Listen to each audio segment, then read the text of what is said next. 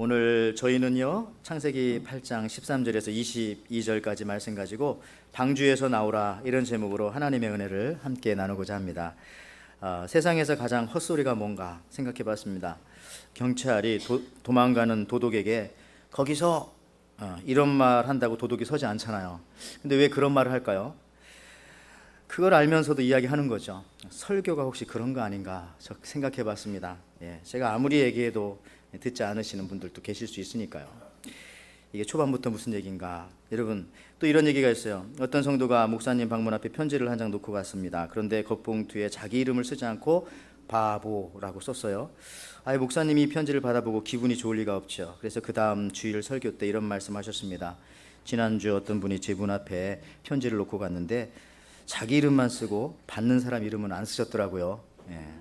여러분 똑같은 상황이지만 어떻게 해석하느냐에 따라서 기분과 결과도 달라지게 됩니다. 이 세상에서 가장 깨끗한 눈을 가지고 있는 곤충이 뭔지 아세요? 파리입니다. 파리를 자세히 들여다보면요 그 얼굴의 대부분이 눈을 차지하고 있습니다. 한 3분의 2 정도가.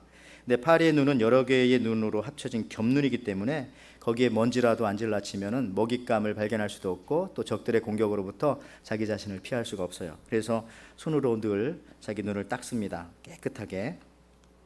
그런데 문제는 아무리 자기 눈을 깨끗이 닦아도 그 본성이 더러운 것, 썩은 것, 오물을 보기 위해서 눈을 닦는다는 것입니다. 쉽게 말하면 똥 찾으려고 똥 보기 위해서 그처럼 눈을 영롱하고 찬란하게 닦는 것이죠. 여러분 우리 인간의 본성은 이렇게 잘 변하지 않습니다. 여러분 아무리 귀여워하는 강아지라 할지라도 혹시나 여러분 집에서 실수로 뒷걸음질 치다가 강아지의 꼬리를 한번 밟아보세요. 그러면 강아지가 여러분들을 자기도 모르게 개도 모르게 깨갱하면서 여러분의 뒤꿈치를 물려고 달려들지 않습니까?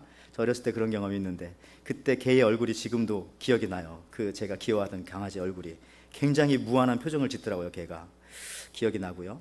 또 한 가지는요 고양이는 주인 앞에서는 막 애교를 떱니다. 그리고 사람들 보는 앞에서는 세수를 하죠, 손으로. 그런데 사람들이 안 보는 곳에서는 피를 보며 쥐를 잡아먹습니다. 본성은 잘 변하지 않습니다. 사람도 마찬가지입니다. 오늘이 제499주년 종교개혁 기념주일입니다. 변화해야 산다는 것, 그리고 우리 같은 개혁교회들, 장로교, 감리교, 침례교, 순복음교 이런 게 다 개혁교회입니다. 그러니까 카톨릭과 이단을 뺀 나머지 기독교가 개혁교회죠. 교회들의 신앙은요, 이 개혁교회들의 신앙은 늘 변한다라고 하는 것입니다. 이 리포엄드 처치라고 하는 개혁교회는요, 변화 앞에서 주저하지 않습니다. 이게 하나님의 뜻이라고 생각하고 늘 변하기를 소망하는 것이죠. 재밌는 얘기 하나 해드릴게요. 옛날에 한국에서 1988년에 올림픽을 했지 않습니까? 오래전 이야기입니다만은 우리들 중에는 아직 그때 태어나지 않았던 분들도 혹시 계실 수 있는데 그때 전국에 소매치기들이 많았습니다. 근데 소매치기들끼리 자기들끼리 그렇게 약속을 했어요. 우리가 이 88 올림픽이 있는 한 달 동안은 우리 소매치기 하지 말자. 놀랍게도 한 달 동안 소매치기가 없었어요. 경찰에 보고된 사항이 없습니다. 그래서 이분들의 이 본성이 그럼 바뀌었나? 한 달 정도 바뀐 거죠. 그렇다고 변화됐다고 할 수 없어요. 왜냐하면요 올림픽이 끝나고 난 다음에 한 달 동안 못했던 것들을 그 다음 달에 막 두세 배씩 하고 또 경찰도 그때 좀 잘 해줬으니까 좀 많이 봐주고 그런 것 같았습니다. 여러분 그때 그 일을 자부심으로 알고 살아간다면 참 그것도 우스운 일입니다. 그런 개혁은 개혁이라고 할 수가 없겠죠. 오늘 이 499주년 이 종교개혁 기념주일, 하나님께서 우리에게 무엇을 말씀하십니까? 개혁하라는 것입니다. 리포엄드 처치로서의 삶을 살라는 것이죠. 단순히 체인지가 아니라 트랜스포메이션 하라는 거죠. 그렇다면 무엇이 개혁이고 또 진짜 변화되는 것인가? 오늘 하나님의 사람인 이 노아를 통해서 우리가 한번 그 은혜를 같이 나누고자 합니다. 그러니까 오늘 본문은요 우리가 그 하나님의 명령으로 노아가 방주를 만드는 부분부터 사실 살펴봐야 합니다. 하나님의 은혜를 입었던 이 노아가 창세기 6장에 보면은요 세상에 죄악이 가득 찼다 하나님께서 그렇게 말씀하시고 인간들을 만든 것을 슬퍼하셨다 말씀하십니다. 창세기 6장 5절에서 7절 말씀인데요. 자, 여호와께서 사람의 죄악이 세상에 가득함과 그의 마음으로 생각하는 모든 계획이 항상 악할 뿐임을 보시고 땅 위에 사람을 지으셨음을 한탄하사 마음에 근심하시고 이르시되 내가 창조한 사람을 내가 지면에서 쓸어버리되 사람으로부터 가축과 기는 것과 공중의 새까지 그리하리라. 그리하리라 해서 그리하셨습니다. 그래서 하나님과 동행했던 노아에게만 하나님께서는 방주를 만들라고 그렇게 말씀하셨습니다. 그래서 창세기 6장 16절에 너는 잣나무로 너를 위하여 방주를 짓되 그 안에 칸들을 막고 역청으로 그 안팎에 칠하라. 이때 노아의 나이는 560세입니다. 그리고 120년간 방주를 만들었어요. 그리고 이제 7장으로 넘어갑시다. 7장 1절에 가면요, 여호와께서 노아에게 이르시되 너와 내 온 집은 방주로 들어가라. 이 세대에 내가 내 앞에 의로움을 내가 보았음이니라. 자, 하나님께서는 이 노아의 식구들과 동물들이 다 방주 안에 들어갔음을 보시고 문을 닫으시고 비를 내리기 시작하셨습니다. 40일 동안 비를 내리셨어요. 하늘에서도 비가 내려오고 땅에서도 물길이 뚫어져서 땅에서도 물이 솟고 40일 동안, 우리는 뭐 1시간만 이렇게 비가 와도 완전 다 마비가 될 텐데 40일입니다. 땅에서 그렇게 물까지 솟아나게 됐고요. 150일 동안 온 지구가 물로 뒤덮였습니다. 그러다가 이 방주가 이 아라랏산이라는 곳에 머물게 되었고, 그리고 나서 40일이 지났어요. 그 다음에 노아가 까마귀와 비둘기를 차례차례 내보내면서 얼마나 물이 말랐는가를 살펴보는 것이죠. 그리고 난 다음에 오늘 본문이 이어지는 겁니다. 오늘 우리가 읽었던 본문 창세기 8장 13절. 자, 601년 첫째 달 곧 그 달 초하는 날에 땅 위에 물이 거치는지라 노아가 방주 뚜껑을 제치고 본즉 지면에서 물이 거쳤더니. 그리고 이제 한 달 후에 완전히 땅이 말랐음을 보고 하나님께서 또 노아에게 이렇게 말씀하십니다. 창세기 8장 15절 16절이죠. 하나님이 노아에게 말씀하시되 이르시되 너는 내 아내와 내 아들들과 내 며느리들과 함께 방주에서 나오고. 그러니까 창세기 6장, 7장 앞부분도 그렇지만요, 창세기 6장은 들어가라는 말로 가득 차 있습니다. 너도 들어가고 아내도 들어가고 동물들도 암수 7쌍씩 혹은 2쌍씩 집어넣고 들어가라. 그런데 창세기 8장은 온통 나오라는 얘기뿐이죠. 나와라, 나오고, 나오니 이런 말들이 많이 들어 있습니다. 그래서 오늘 15절 16절에도 8장 방주에서 나오라는 얘기죠. 저는 오늘 이 종교개혁주의를 맞이하면서 다시 한번 이 노아를 생각합니다. 썩어져가고 또 심판받아 마땅한 세상에서 방주를 만들고 그 안으로 들어가는 것이 세상으로부터의 1차 엑소더스, 첫 번째 출애굽이라면은 두 번째 출애굽은요, 방주 안에 1년 17일 정도 지냈거든요. 거기에 머물러 있지 않고 방주로부터 나오는 것입니다. 그것이 바로 2차 엑소더스고요. 그 2차 엑소더스, 두 번째 출애굽 신앙이 바로 우리의 개혁신앙이라는 겁니다. 우리 장로교가, 감리교가 또 혹은 뭐 침례교가 갖는 그런 신앙이라는 것이죠. 늘 편안하고 안이한 곳에서부터 탈출해서 나오는 것입니다. 두렵지만 좀 도전하는 것입니다. 새로운 세계이지만은 그 길을 우리가 이제 걸어가는 것입니다. 그래서 베드로처럼 주여 여기가 좋사오니 우리가 초막 셋을 짓고 여기 있겠습니다라고 하던 베드로가 변해서 나중에는 주여 저를 보내주소서, 가잖아요, 가라는 곳으로. 이게 바로 개혁신앙이라는 거죠. 그래서 저는 여기서 과연 이 노아가 이 정든 방주를 버릴 수 있었을까 한번 생각해 봤습니다.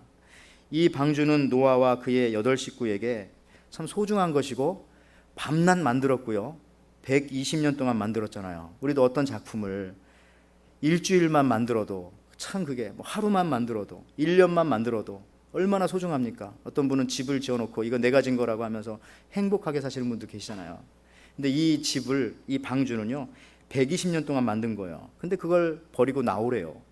그리고 이 120년 동안 만들었기 때문에 제가 상상을 해봤습니다. 아마 노아가 부인과 살면서 방주를 만들려고 했을 때 아마 세 아들이 없었을 수도 있어요.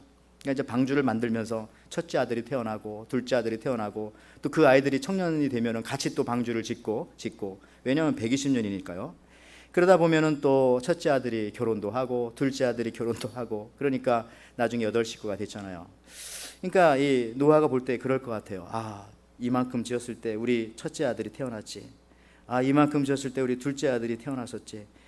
내가 그 위에다 창문을 내라고 하나님 말씀하실 그때에 우리 셋째 아들이 마지막으로 결혼을 했었지. 뭐 이런 생각들 그 방주 안에 가득 들어있지 않았겠습니까? 그런데 하나님께서는 거기서 나오라. 그걸 버리고 나오라. 그렇게 말씀하시는 겁니다. 수많은 추억이 아롱아롱 새겨진 그런 방주라는 거죠. 여러분, 우리도요, 추억 있는 물건 잘 버리지 못하잖아요. 여러분, 하나씩 다 가지고 있을 겁니다. 보통 집에 불이 나면 뭘 가지고 나올까?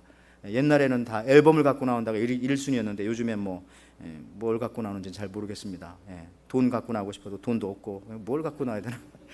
갑자기 생각이 안 나네요. 성경책? 이거는 여러분, 또한 이 방주를 통해서 가족들은 1년 넘게 그 안에서 죽음의 세계로부터 분리되었던 공간입니다. 한마디로 어머니의 이 자궁 같은 그런 공간이었죠. 바깥에는 막 천둥이 치고 비가 오고 막 그래도 안에서는 따뜻한, 그리고 동물들의 울음소리와 가족들이 함께 있었던. 근데 이처럼 아픔과 기쁨과 추억과 수고와 땀에 대한 이야기가 얽혀있는 이 방주를 버리고 나오는 겁니다. 오늘 하나님 말씀하시잖아요. 방주에서 나오라. 이와 같은 하나님의 음성을 우리는 오늘 이 종교개혁주일에 들을 수 있어야 합니다. 아브라함에게도 하나님께서 이런 음성 들려주셨어요. 너는 본토 친척 아비 집을 떠나라. 근데 아브라함은 집은 떠났지만 아버지하고 같이 떠났습니다. 아마 50% 순종하고 50%는 불순종했지만, 그 다음에 모세도요, 왕궁을 떠났습니다. 이집트 왕궁을. 여러분, 그동안 저나 여러분에게 그 방주는 무엇이었나요? 방주. 그러나 그것조차도 하나님께서 말씀하시면 버리고 떠나라는 것입니다. 그것이 바로 이 종교개혁주의 신앙입니다. 자, 그렇다면 이제 중요합니다. 이 노아의 방주를 호텔처럼 만들어 놓고 거기서 좀 잠을 자고 또 즐거운 놀이동산으로 좀 만들어 놓고 사용하면 얼마나 좋았을까요? 아니면 그것도 그러면 동물들의 그 안식처로, 휴식처로, 그것도 안 되면 그냥 소외양간이나 이런 것처럼 그런 식으로도 사용할 수 있었을 텐데, 왜 하나님께서는 홍수가 다 끝난 다음에 노아의 식구들에게 방주에서 나와라, 방주를 떠나라, 방주에서 살지 말라고 그렇게 말씀하신 것입니까? 그 이유가 뭐라고 생각하세요? 성경 읽으셨잖아요. 성경에 답이 나왔어요. 오늘 본문에요. 자, 17절 말씀이네요. 창세기 8장 17절에 너와 함께한 모든 혈육 있는 생물 곧 새와 가축과 땅에 기는 모든 것을 다 이끌어내라. 이것이 땅에서 생육하고 땅에서 번성하리라 하시매. 나와야만이 생육하고 번성할 수 있다는 겁니다. 생육하고 번성하기 위해서 하나님께서는 그 방주에서 나오라고 하십니다. 우리의 어떤 추억이나 기억이나 아니면 관습과 관례에 갇혀 있으면요, 우리가 생육하고 번성할 수가 없습니다. 그동안 왜 이렇게 일이 안 되지? 그동안 왜 이렇게 우리가 번성할 것 같은데 번성하려다 꺾어지고 자꾸 기울어지고 뭐지? 여러분, 방주에서 나와야 됩니다. 이 틀을 벗어버리면 새로운 세계가 열리는 것이죠. 그곳에서 나올 때에, 그 틀을 벗어날 때 우리를 더욱더 큰 풍성함으로 하나님께서는 인도하십니다. 오늘 트루 워시퍼스 12 팀도 왔는데 한국에서 오신 분도 몇 분 계세요. 근데 한국이 요즘에 가을이잖아요. 단풍이 절정이 들었다, 이런 소식들을 가끔 듣게 되는데요. 지금 같은 날 이렇게 막 설악산에 올라가고 어디 북한산에 올라가서 막 가슴을 펴고 손을 하늘을 향해 들면서 공기 너무 좋다. 서울은 아니네요. 설악산에 올라가서 가슴을 펴고 공기 너무 좋다 하면서 막 숨을 가득 들여마셔요. 너무 좋다. 계속 들여마셔요. 내쉬지 않아요. 그럼 어떻게 되는 겁니까? 죽는 거죠. 들이마시기만 하면 죽어요. 내뱉을 수 있어야 산다는 겁니다. 그래서 여러분, 우리 어르신들도 이렇게 하나님 나라 가실 때 보면은 몇 번 제가 목격했는데 들숨이에요. 들숨. 근데 내쉬지 못하고 날숨을 내쉬지 못하면 그냥 거기서 끝나시는 겁니다. 들여 마셨다 내뱉어야 돼요. 들여 마셨다. 죽음이란 것은 숨 들이마시고 내쉬지 못하네. 그러면 그게 죽음이죠. 여러분들, 들이마시면 내쉬듯이 우리가 들어갔으면 나와야 생육하고 번성할 수 있다는 것입니다. 제가 지난주에 말씀드린 그 에볼라 바이러스, 아프리카 한 부족이 과일 박쥐를 생으로, 육회로 떠먹어가지고 거기서부터 이 에볼라 바이러스 시작되었죠. 세계보건기구에서 이걸 알아내고 가서 제발 우리가 소와 양을 무상으로 공급할 테니까 과일 박쥐 생으로 먹지 마십시오 라고 말했는데도 그 사우스 아프리카의 그 부족은 뭐라고 말했어요? 안 됩니다. 목숨은 잃어도 우리는 전통은 절대 못 바꿉니다. 그래서 지금도 이 과일 박쥐를 먹고 계시대요. 여러분들, 바꾸기가 힘듭니다. 이 전통이라는 것이, 이게 어마어마한 것이에요. 여러분, 방주에서 나올 때에만 우리는요, 생육하고 번성하여 충만할 수 있습니다. 그것을 놓으면은 안 될 것 같지만은 그 붙잡은 것을 놓을 때 거기서 하나님의 놀라운 역사가 나타난다는 것이죠. 여러분, 그 달란트 비유 다 아시죠? 5달란트, 2달란트, 1달란트. 5달란트, 2달란트 받은 사람은 주인에게 칭찬을 받았습니다. 근데 1달란트 받은 사람은 칭찬은커녕 주인에게 꾸지람을 들었고 나아가서 저주를 받았습니다. 왜 그랬을까요? 1달란트 받은 사람은 그 받은 달란트를 놓지를 못했어요. 그거를 잃을까 봐 그냥 아둥바둥 하다가 결국 그걸 땅에 파묻었죠. 그러니까 그 1달란트가 그에게는 탤런트, 은사가 아니라 자기의 발목을 얽어매는 족쇄 역할을 한 것입니다. 파묻어두고 잃을까 봐 두려워했어요. 역시 우리 중에도요, 혹시 우리 중에도 하나님께서 우리에게 주신 은사나 또 하나님께서 우리에게 주신 기업이나 나의 생활이 우리 신앙생활을 가로막는 이 1달란트와 같은 그런 족쇄가 되진 않았습니까? 일이 잘 사업이 안 된다고 해서 기도를 해달라고 해서 열심히 기도를 해드렸는데 제가 기도해서 잘 된지 모르겠지만 어쨌든 기도가 그런지 어쨌든 사업이 잘 됐어요. 사업이 잘 되니까 나타난 첫 현상은 주일날도 바빠가지고 못 나온다는 거예요. 이러면 저는 그때부터 어떻게 됩니까? 이거 뭐 기도해달라면 잘 되라고 기도해야 됩니까? 망하라고 기도해야 됩니까? 양심 있는 목사 같으면 망하라고 기도해야 되겠지만 저는 양심이 없을 뿐만 아니라 어떻게 할지 막 갈팡질팡 복잡합니다. 이런 것 때문에 제가 시간을 많이 보내요. 여러분들 혹시 하나님께서 주신 그 은사가 나의 족쇄가 되진 않습니까? 어떤 자매는 8살 때부터 교회에서 피아노 반주를 막 했는데 피아노 치는 거 그거 하나 때문에 다른 것을 못하는 거죠. 평생토록. 그것이 은사가 아니라 족쇄로 작용할 수 있어요. 그것만 안 치면 다른 데 가서 여러 가지 풍성한 것들을 더 많이 경험할 수 있고 교회 안에는 더 풍성한 것들이 많거든요. 그런 것들을 할 수 있는데 그렇게 못하는 경우도 있죠. 그러면 새로운 세계가 열릴 텐데 때로는 내 능력이 또 내 자식이 내가 자랑하는 그것들이 나를 얽어매는 족쇄의 역할을 하지 않습니까? 여러분 그 자식을 놓아주셔야 됩니다. 그러면 서로 사는 거죠. 근데 아직도 자녀와 부모가 탯줄을 끊지 않고 보이지 않는 그걸 서로 연결하면서 산다고 생각해 보세요. 결혼하고 나서도 참 비참한 겁니다. 버려야 사는 겁니다. 여러분 야곱이 창세기에 보면은요 그런 고백했어요. 나의 축복이 내 할아버지 아브라함의 축복보다 내 아버지 이삭의 축복보다 훨씬 더 크다. 창세기 49장 26절이잖아요. 내 아버지의 축복이 그게 이제 야곱은 자기 자신을 얘기하는 거예요. 야곱이 요셉한테 얘기하는 거니까요. 내 아버지의 축복이 내 선조의 축복보다 나아서 영원한 산이 한없음 같이 이 축복이 요셉의 머리로 돌아오며 그 형제 중 뛰어난 자의 정수리로 돌아오리로다. 왜 이 야곱의 축복이 아브라함이나 이삭보다 클까요? 야곱은 얻고 더 풍성하게 얻었기 때문에 그렇습니다. 여러분 아브라함은 어때요? 아브라함은 이삭은 얻었지만 엄밀한 의미에서는 이스마엘은 잃었어요. 그렇죠? 그다음에 이삭은 어떻습니까? 이삭은 야곱은 얻었지만 에서는 떠나 보내야만 했습니다. 그러나 야곱은 어때요?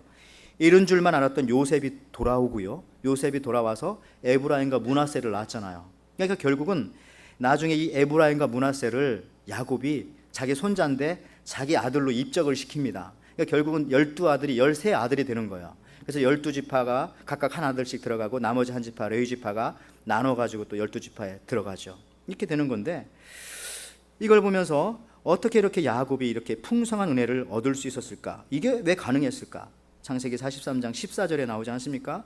전능하신 하나님께서 그 사람 앞에서 너희에게 은혜를 베푸사 그 사람으로 너희 다른 형제와 베냐민을 돌려 보내게 하시기를 원하노라.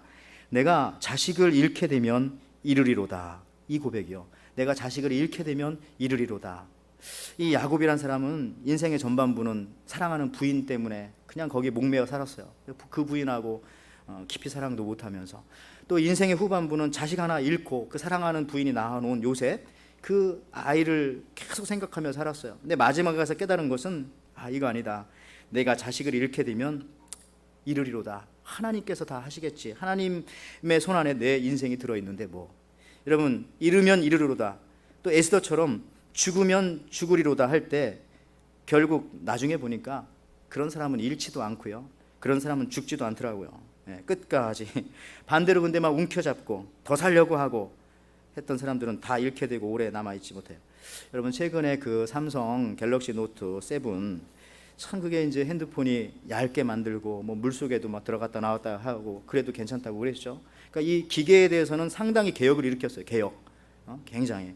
그런데 뭐 때문에 이 삼성이 어려워지게 됐어요? 기계는 개혁시켰지만 자기들 회사 자체 안에 있는 그 구조, 그 의사결정 체계라든지 뭐 이런 것들이요, 그거는 개혁하지 않았어요. 그러니까 이렇게 문제가 발생해가지고 그 문제를 풀지 못하고 지금 어려움 속에 있는 것이 아닙니까? 그러니까 정작 개혁해야 할 것을 개혁해야 돼요. 우리가 교회 나올 때도요, 뭐 옷 갈아입고 좋은 옷 입고 머리 스타일 새로 하고 이렇게 해서 나오는 게 개혁이 아니라 마음을 새롭게 하고 좀 기대를 가지고 나오고, 오늘은 어떤 하나님께서 새로운 말씀을 허락해 주실까, 또 오늘 찬양 중에 어떤 음성을 나에게 들려주실까, 이런 기대를 가지고 나와야죠. 여러분, 다윗과 사울도 이런 관점에서 비교해 보면 참 재미있습니다. 골리앗 앞에서 사울과 그의 군대들은요, 자신들의 모습을 버리지 못했습니다. 그래서 골리앗과 40일 동안 대치를 했어요. 골리앗이 막 하나님을 욕해도. 그런데 다윗은요, 자신이 누군지를 잃어버렸어요. 그 순간, 골리앗을 보는 순간 골리앗이 하나님을 욕하니까 한마디로 말해서 막 정신이 그냥 혼미해지면서 자기 자신을 잃어버린 거예요. 아니, 저놈이 누군데 내가 섬기는 하나님을 욕을 하지? 그러면서 다윗은 자기 자신을 순간 잃어버렸죠. 크신 하나님 앞에서 먼지도 빛을 받으면 반짝이듯이 자신의 모습을 순간 잃어버리면서요, 자기가 군인이 아니라 목동이었다는 사실도 잃어버리고, 그리고 자기에게는 칼과 단창이 없다는 사실도 잃어버리고, 그리고 지금 수많은 군사들이 40일 동안 대치할 정도로 팽팽한 전원과 긴장감이 감돌고 있는 지금 전쟁터라고 하는 그 사실도 잃어버렸어요. 다 잃어버리고 사무엘상 17장 45절에 뭐라고 합니까? 다윗이 블레셋 사람에게 이르되 너는 칼과 창과 단창으로 내게 오거니와 나는 만군의 여호와의 이름 곧 내가 모욕하는 이스라엘 군대 하나님의 이름으로 내게 가노라. 저는 여기서 이제 중요한 말 하나 만들었어요. 자신을 버리니 자신감이 생겼어요. 좋은 말 하네요. 자신을 버리니 자신감이 생겨요. 자신을 버리지 못하면 늘 두려워요. 왜? 내가 다 해먹고 내가 알아서 해야 되니까. 내 능력은 이거밖에 안 되는데요. 근데 나를 버리면 그때부터 나의 주인이신 하나님께서 역사하시잖아요. 오늘 이제 오후 1시 30분에 우리 True Worshipers 12 팀이 와가지고 찬양하는데, 음악을 잘하려면 그렇다고 하더라고요. 뭐 전문가들 앞에서 제가 번데기 앞에 주름답듯이 이런 얘기해서 죄송하지만, 음악을 잘하려면 청중을 잃어버려야 된대요. 청중을. 청중을 의식하면은 음악이 안 된다고 하대요. 왜냐하면은 오늘 이상하네. 왜 반응들이 저렇지? 나는 엄청 잘하는 것 같은데. 거기에 계속 이게 막 섞여가다 보면은 자기 실력 발휘하지 못하는 거죠. 잃어버려야 됩니다. 설교도 마찬가지죠. 저는 잘 안 듣는 사람 잘 안 쳐다봅니다. 자, 그래서 잘하는 사람 보면 돼요. 자, 그래서 달려가면서요, 이 다윗이 막 돌을 던지죠. 3m 골리앗 앞에.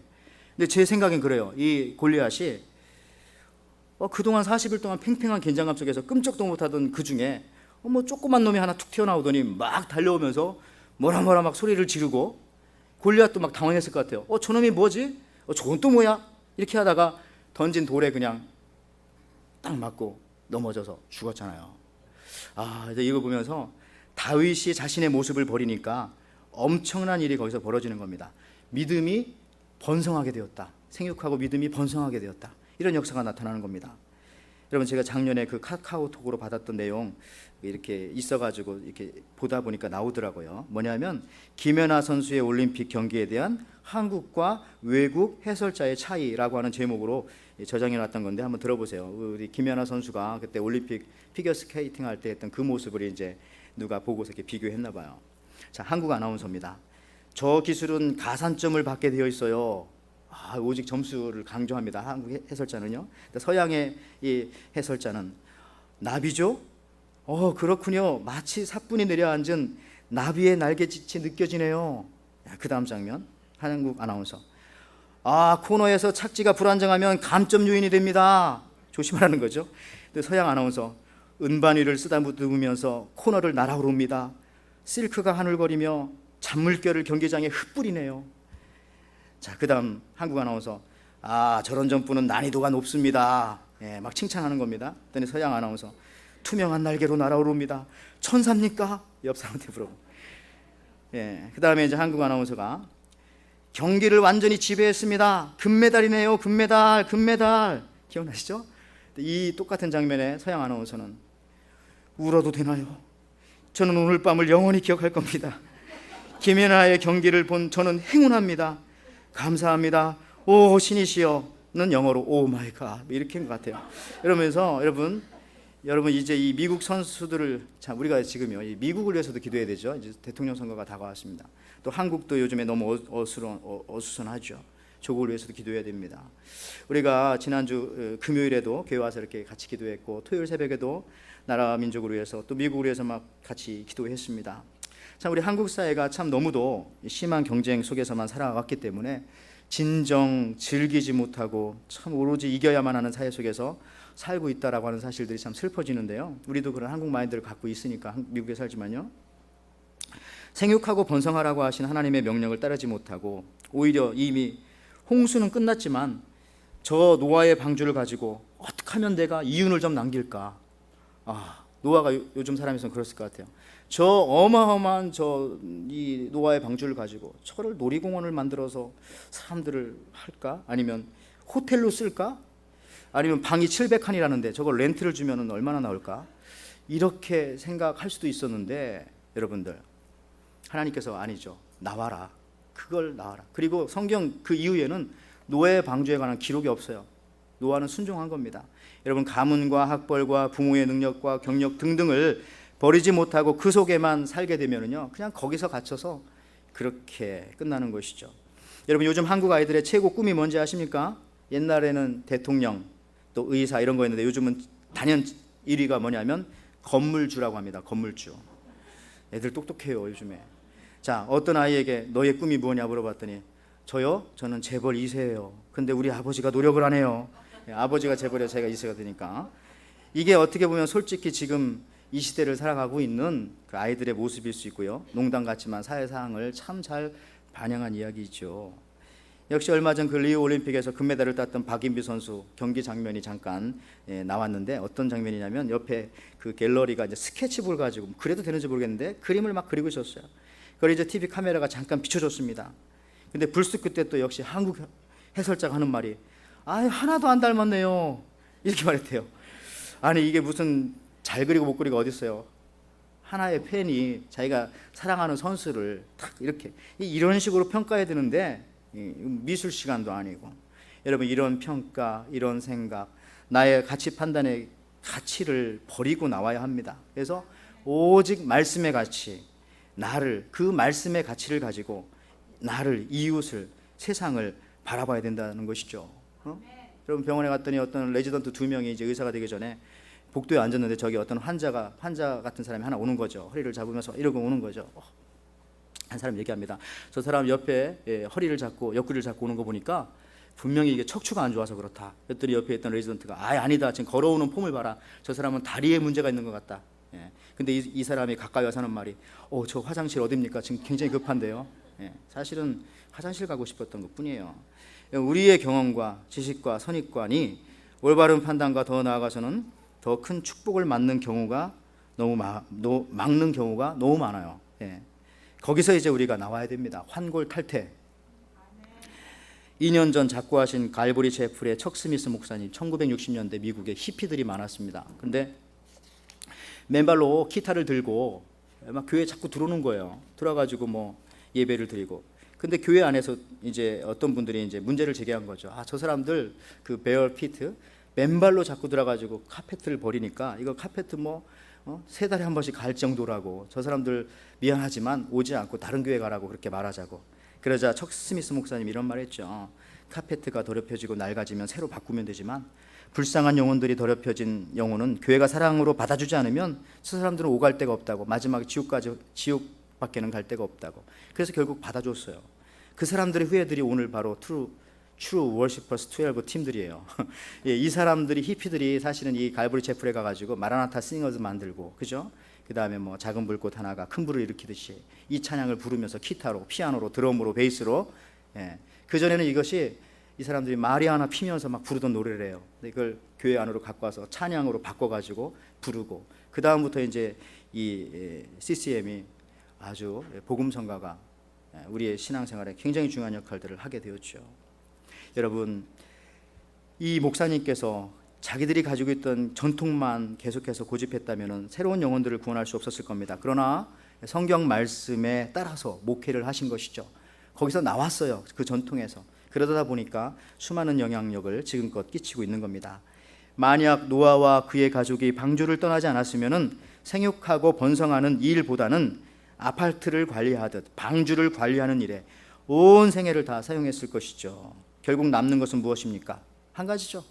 방주와 함께 소멸되는 겁니다. 방주와 함께 소멸되는 것. 여러분, 우리 인생은 소멸되는 인생이 아니에요. 하나님 그러라고 우리를 만들어주신 게 아닙니다. 뭐라고요? 바깥으로 나와서 생육하고 번성하라고 하나님께서 우리를 불러주신 겁니다. 방주는 여러분 방주를 낳을 수 없어요. 방주가 방주끼리 결혼해서 또 방주를 낳지 못하잖아요. 무슨 얘기입니까? 바깥으로 나오면은 풍성한 생명을 얻을 수 있다는 거죠. 나와서 생명을 얻고 더 얻게 된다는 겁니다. 그래서 예수님도 자꾸 우리한테 나가라는 거예요. 자꾸 교회에서 나가라. 아니, 교회를 떠나라는 게 아니라 여기서 예배 드리고 나서 이제는 바깥에 나가서 신앙의 삶을 살아라. 그래서 성경에도 보면은 고린도 교회 같은 경우는요, 맨날 싸움만 했습니다. 왜 그렇게 했어요? 성도들이 교회 안에만 있었기 때문에 서로 자기의 은사만을 자랑했어요. 그러니까 이 고린도 전후서라고 하는 두꺼운 성경이 써졌잖아요. 문제가 워낙 많으니까. 근데 반대로 안디옥 교회 어때요? 안디옥 교회는 선교하고 전도하는 교회였어요. 그렇죠? 선교하고 전도하는 교회였기 때문에 그 교회는 문제가 없어요. 늘 말씀드리면 바깥에 나가서 전도하러 갔으니까. 그러니까 안디옥 서신서가 없잖아요. 여러분들 나가는 겁니다. 안에만 있으면 안 되고 바깥에 나가서 우리에게 명령하신, 우리에게 허락하신 생육하고 번성하는 일을 하는 겁니다. 예수님께서도 그래서 들어가며 나오며 꼴을 얻으리라. 양이 밤에는 목장 안에 있어야 합니다. 그러나 신선한 꼴을 얻기 위해서 낮에는 반드시 바깥으로 나가야 합니다. 그래서 이 말씀을 토대로 우리 캘리포니아에 가면은 2차 대전 후에 해리 스나이더가 만든 미국인 최초의 드라이브 드루 그 햄버거집 같은 그 음식점 만들었죠. 뭡니까? 인앤아웃 햄버거. 이 인앤아웃 햄버거에 관한 우리 가족의 사연은 굉장히 깊은 게 있어요. 다음에 얘기할게요. 근데 그 인앤아웃 들어가며 나오며 풍성한 꼴을 얻으리라. 여러분 나와야 꼴을 얻습니다. 안에만 있으면 굶어 죽어요. 인 했으면 아웃 해야죠. 요한복음 10장 9절 말씀이에요. 내가 문이니 누구든지 나로 말미암아 들어가면 구원을 받고 또는 들어가며 나오며 꼴을 얻으리라. 나가서 꼴을 얻어야 풍성해질 수 있다는 겁니다. 바깥으로 나와야 생육하고 번성할 수 있습니다. 과거에 방주를 버릴 용기가 있으면 번성할 수 있는 복을 누릴 자격이 있는 사람들입니다. 오늘 말씀 마칩니다. 오늘 499주년 종교개혁주일입니다. 안 붙어있네요. 근데 그냥 보세요. 붙어있다고. 499주년 종교개혁주일입니다. 안 붙어있죠? 방주에서 나오라는 주님의 음성이 여러분 들리시나요? 방주에서 나오라고 하는 나에게 아직도 나오지 못한 방주는 없습니까? 나를 보호하는 것 같았지만은, 나를 보호하는 것이었지만은 지금은 그것이 나를 가두어 두는 역할을 하고 있지는 않습니까? 혹시 그것이 지금도 지켜줄 것 같고 지금도 소중하다고 생각하여 아직도 그 자리에 여러분 머물고 있는 부분은 없습니까?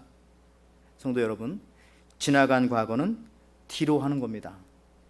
그것이 아픔이건 슬픔이건 심지어 성공일지라도 말이죠.